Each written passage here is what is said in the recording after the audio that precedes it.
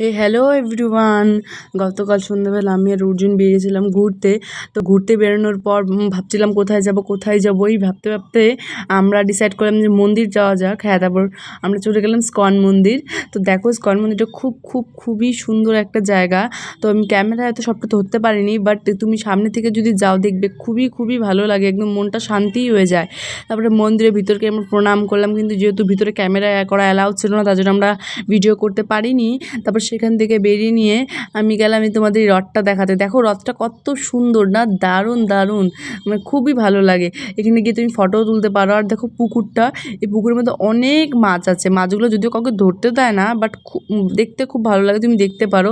এছাড়াও রাধাকৃষ্ণের মন্দিরের পাশাপাশি ওখানে রাম মন্দির রয়েছে, তারপর বজরংবলী মন্দির রয়েছে, তারপর তোমার ওখানে আরও নানান মন্দির রয়েছে। এইভাবে করে মন্দিরগুলো দেখালাম।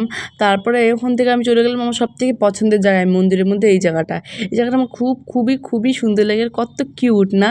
আর এই দেখো দোকান, তুমি চাইলে এখান থেকে কিছু কিনে পূজা সামগ্রী মন্দিরে দান করতে পারো। তারপর দেখলাম কি ওখানে প্রসাদ বিতরণ করছে, তারপরে আমি প্রসাদ খেয়ে নিলাম। তারপর মন্দির থেকে বেরিয়ে আমরা সিধা চলে আসলাম চপের দোকানে। এখান থেকে আমরা চপ নিয়ে বাড়িতে চলে আসলাম। টাটা।